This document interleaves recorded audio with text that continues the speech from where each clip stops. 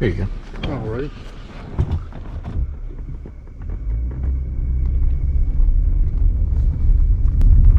So the story that I wanted to tell about driving through Rough Edge, and I forgot to say this on the other video when we were driving through the main road there, Anderson Road.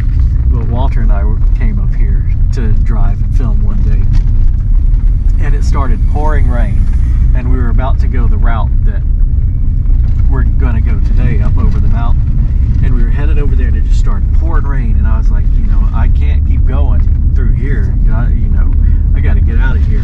So it's coming down terribly, probably like the time that you got stuck up here, got sideways up here. And so I turned around and I'm driving a little bit faster than I should, trying to get out before the roads all wash away. And we finally make it down Carlisle Gap Road and get back on 36. And when we pulled on 36, it was a beautiful sunny day up there.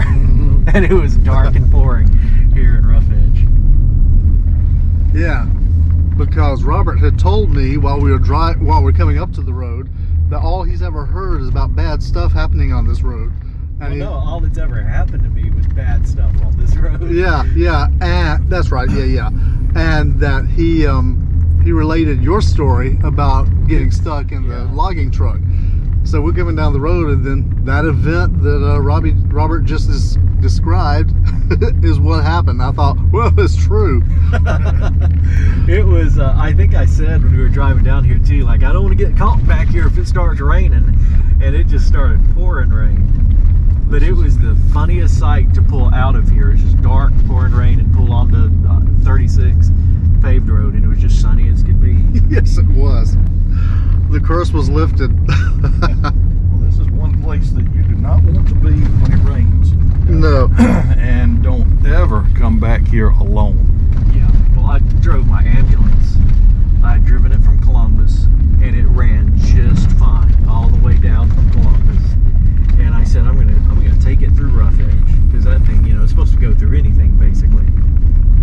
I'm gonna take it through Rough Edge. So I drove it from Waverly Hall up here and got into Rough Edge, started driving down these roads, and made it halfway down Anderson Road, and it broke down. There it started cutting out, and I crept it back out of here, and it died right at the end of Anderson Road, where Anderson Road runs into, I think, Walker Road. Yeah.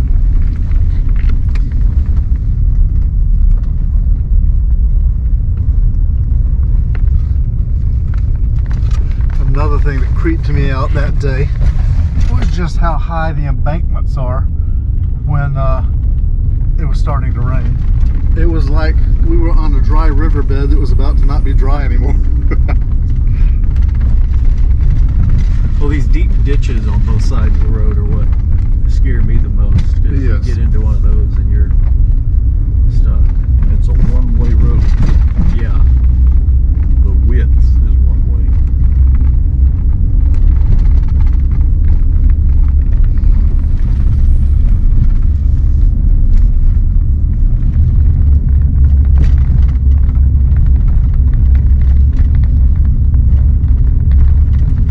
Here we are at the Carlisle Cemetery. Well, this is some of the early settlers of this area were the Carlisle family, and this was their family burial ground, and it is actually still used today by descendants of the Carlisles. Gotcha. It's well kept, even though it is in the middle of nowhere. we're a long way from the main road, and we are in Rough Edge.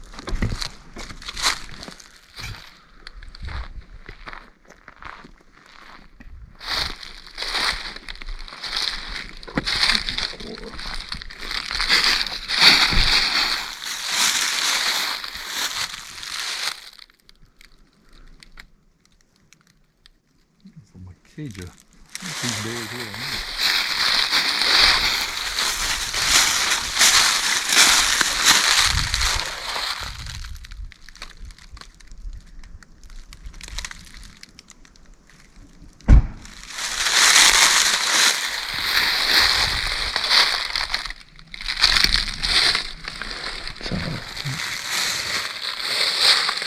This is in memory of Matthew Carlisle.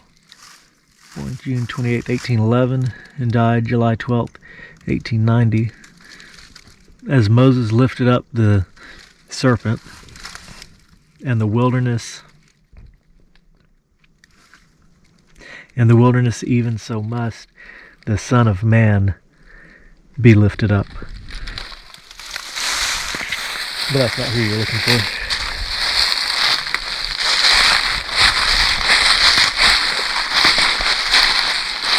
So that would be the original Carlisle there.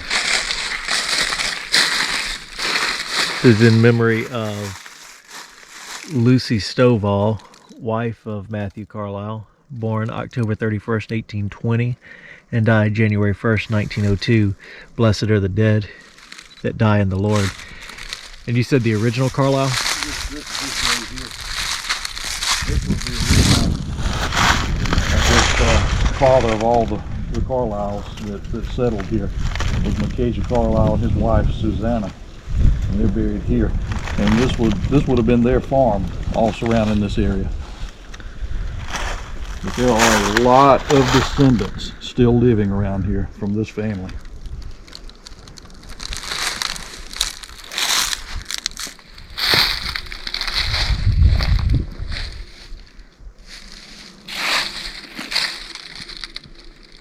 This is Susie Rebecca Hale, born January 1st, 1849, and died December 8th, 1915.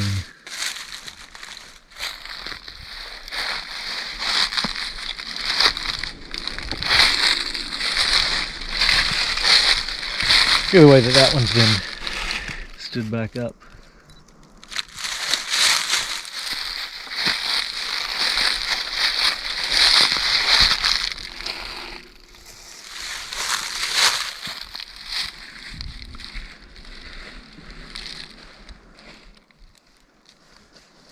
This is in memory of Mackenzie Carlisle, born June 26, 1816, and died November 25th, 1889.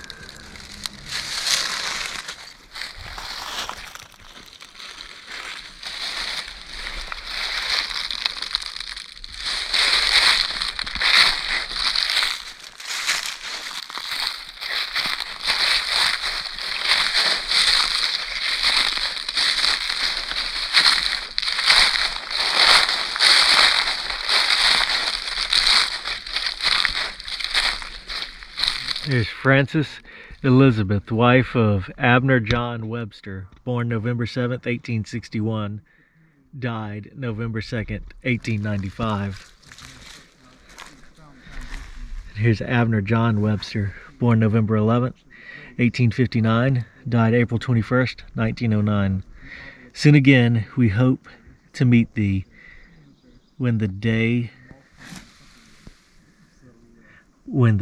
of is fled. Interesting. Soon again we hope to meet thee when the day of is fled. And so I was told that somebody came through here and knocked over a bunch of these tombstones at one time. You can see that this one's been put back up and has a field stone under it there. And of course the base is kind of tilting anyway, which makes it easy to fall, whether it's natural or man-made. Here we have more Carlisle descendants. John Carlisle, April 1st, 1847 to November 20th, 1919. And Mary J. Grimes, wife of John Carlisle, born October 12th, 1850, and died May 16th, 1898.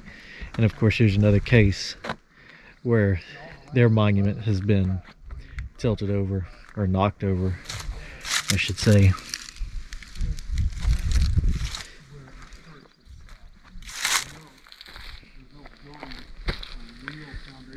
There's a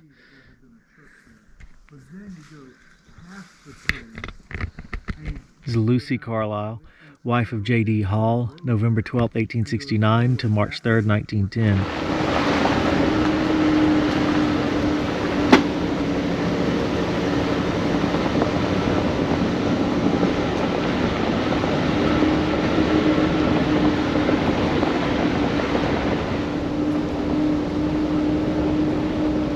We were just talking about old road beds on both sides of this road. This old road bed on that side and old road bed on this side. Well, I think it connected back into this one, but they're both pretty deep. So sometime.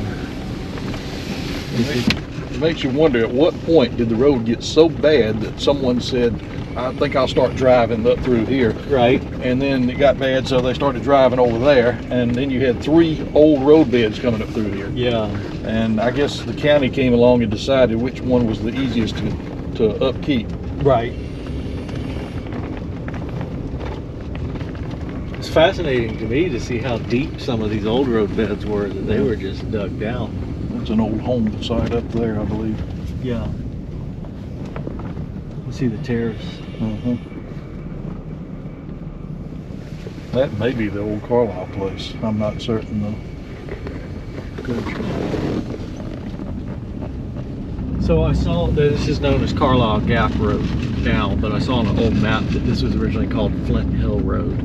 And I guess it's because it leads up to the Flint Hill community on the other side of the mountain. Yes.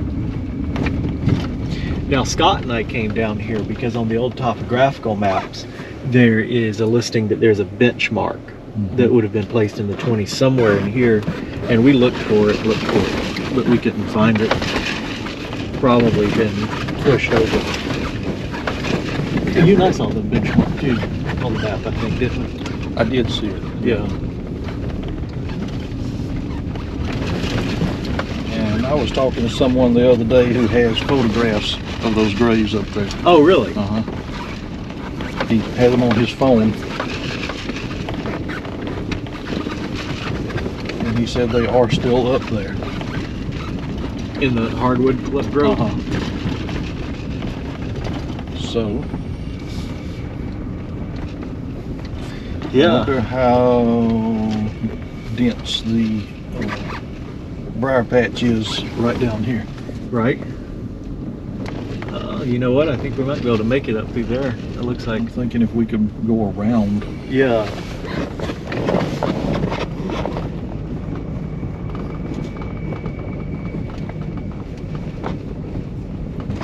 I don't know, it's almost like they cultivated briars here. Right?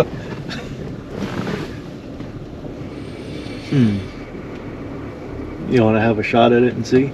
We can see there's a deer trail right there. All right. Are we out of the road far enough that if someone came along? Let me pull over a little bit more. I'm going to go ahead and pull into the ditch. Now, hopefully while we're up there, it doesn't start pouring rain and the Jeep just sink. Yep. All right, I think we're good now.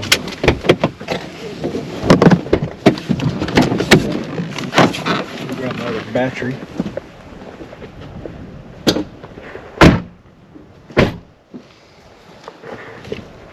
All right, adventure.